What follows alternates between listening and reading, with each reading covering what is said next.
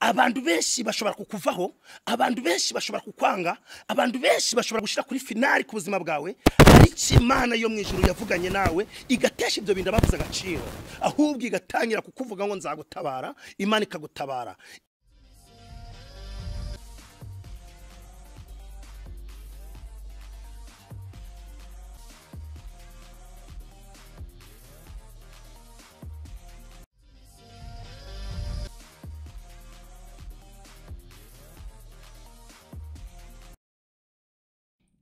Ku mazina yanjye nitwa Niyonzima Gervais Elias Mababa, nsengera muri Elohim, ndi umugabo ndubatse, mfite umugore umwe n'abana bane, nezewe Imana mu mutima, ku bantu mwese mungurikiranye mugira amahoro y'Imana. Rero ku bantu bose bakurikiranye ikamba Karuvari, Imana ibaha umugisha, Imana ibagirire neza, Imana ibambike imbaraga. Ndi umukozi w'Imana, ndi pasiteri, kandi Imana y'amahoro ibambere umugisha. Nezerewe Imana mu mutima kubera ko isezerano ryanjye ngiye risohoye.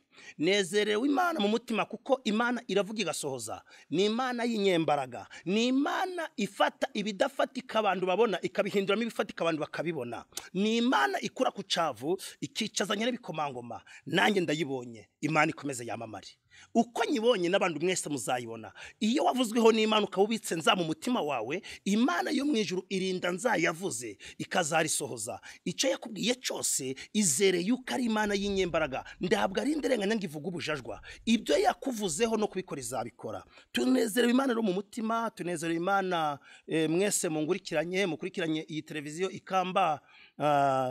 ikamba Karuvari, Imana ibahereza umugisha. Tugiye gusangira ijambo ry'Imana dusanga ahangaha muri Yohana ibice 14 umurongo waho wa 18, niho tugiye gusoma, niho nagize ngo tuganire. Amahoro y'Imana bane namwe. Kadusome mu izina rya Yesu. Haranditswe ngo sinzabasiga ng'imfubyi, ahubwo nzazaho muri. Hasigaye umwanya muto abisindi babe bakimbona, ariko mwebweho muzambona, kuko ndiho namwe muzabaho. Uwo munsi muzamenya ko ndi muri mwe na Data akaguma muri mwe. Imana ihabwe icubahiro. Iri ni ijambo rimfasha mu buzima bwanjye, iri ni ijambo nashaka ngo dusangire. Abantu benshi bashobora kukuvaho, abantu benshi bashobora kukwanga, abantu benshi bashobora gushira kuri finali ku buzima bwawe, ariko Imana yo mu ijuru yavuganye nawe igatesha ibyo bintu bavuze agaciro, ahubwo igatangira kukuvuga ngo nzagutabara, Imana ikagutabara.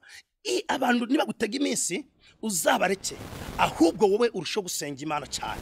Imana ihabwe icubahiro, Imana itugirire neza. Nezerewe Imana mu mutima wanjye, nezerewe Imana yanjye kubera ko nanjye nageze kuri televiziyo. Burya nda muntu bitabera, ahubwo nuko bitinda kuza. Haleluya. Nda muntu bitabera, ikibazo gusa nuko bitinda kuza. Imana yambwiraga ko nzanyura kuri televiziyo, ariko ikamba TV, ikamba TV rwose nanjye narigezeho. Ni isezerano ry'Imana risohoye. Rero nawe ibyo yakuvuzeho bizasohora. Imana ihabwe icubahiro. Ndabwo Imana irebaho naturutse, ndabwo Imana yarebye ko ndurukara, ndabwo Imana yarebye ko ninzu, ahubwo yashingiye kuco yamvuzeho. Nawe niba hari icyo yakuvuzeho, tegereza wihanganye, isaha yayo nigera, nawe uzaramburira Imana amaboko uyihereza icubahiro. Imana ikomeze yamamare. Iyo mvuze Imana numva rwose mfite ikimenyetso kirenga kimwe, kubera ko nanjye yangiriye neza. Ubu ngubu mfite aho yanguye, mfite naho ingejeje. Ubu ngubu ibyo yavuze itangiye kubisohoza. Nawe niba hari icyo yakubwiye wicika indege.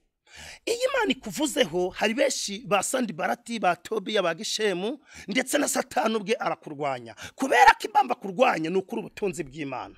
Impamvu kurwanya nuko Imana igukunda. Ndabwo Satani yaje kureba bari abantu babasinzi, babasambanyi, babarozi, babacuna. Oya, ahubwo ireba wowe ufitanye ibitsanyo by'Imana, wewe uri mu mugambi w'Imana. Niho Satani shaka. Ahubwo nubwo Satani yakurwanya, ariko imbaraga z'Imana ziri hejuru y'iza Satani.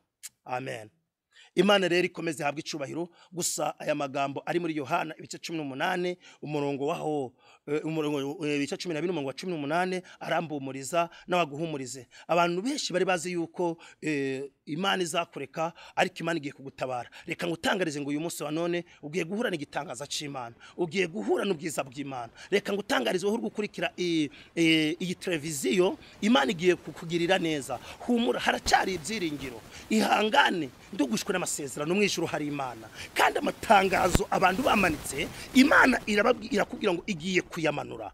Abantu bayamanitse nibo banazayamanura. Kandi ikindi cya kabiri, uzahura no muri Yohana igice cya mbere umurongo wa 8, hariho amagambo anshimisha, hariho amagambo y'imbaraga. Rero ugiye guhura n'igitangaza c'Imana. Nanje uhereye akakanya we hungurikiranye nguhuje n'igitangaza c'Imana, nguhuje n'umugambi w'Imana. Imana ikugirire neza, Imana ikwambike imbaraga. Kubw'aya magambo rero ngiye gusenga Imana kugira ngo Imana ikore muri aya magambo, cyubahiro cy'Imana gikomeze kibane namwe. Nezo Imana mu mutima, ngenduye mu karere ka Rubavu, ariko Uwiteka Imana ishobora byose yambwira ko nzanyura kuri televiziyo. None Ikamba TV, haleluya, dore irabikoze.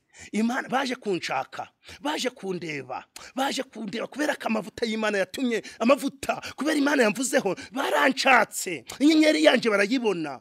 Imana ihabwa icubahiro, Imana ikomeze ishigwe hejuru. Nezero Imana mu mutima kandi nyizamuriye amaboko. Imana ikomeze yamamare. Ndakure burya cyane habaho, Imana itakura umuntu.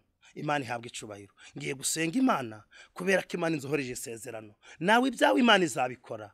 Humura, haracari ibyiringiro yuko igiti cyatemwa kikongera kigashibuka. Iyo cyatemwe rero abantu baravuga ngo do cyatemwe, ariko burya imizi yayo, imizi hari gishora ikagera mu mazi.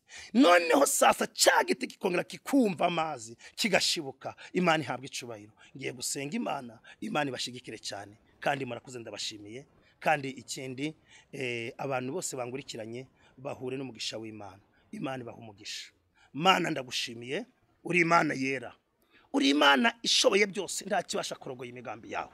Ubereye mwese bagutegereje. Iyo umuntu ari muri wowe aba yahindutse icari mwigisha.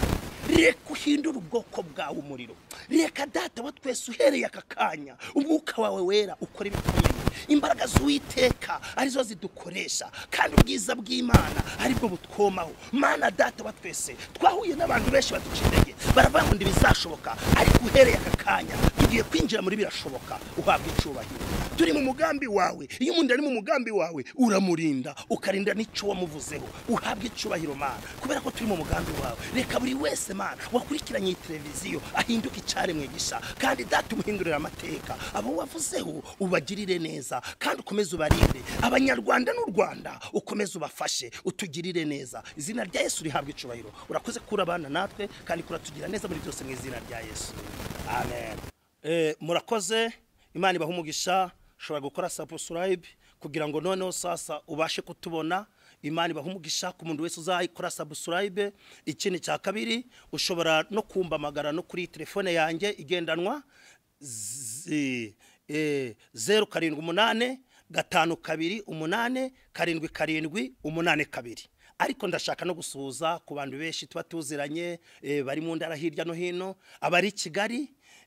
Ndasuhuza umukozi w'Imana nshimiye, ndasuhuza umukozi w'Imana Fisto, ndasuhuza umukozi w'Imana tuja tubana cyane Pst Job, ndasuhuza umukozi w'Imana tukunda kubonana cyane, njya nkunda kubwiriza iwe, njya nkunda kugerayo cyane umukozi w'Imana Diodone, nawe ndagusuhuje mu izina rya Yesu. Ndasuhuza umukozi w'Imana Steven Revera Pasteur, amahoro y'Imana bane nawe, nawe rwose ndamusuhuza. Ndasuhuza abantu bose banzi bari Kigali. Imana ibaha umugisha, amahoro y'Imana bane namwe. Murakoze.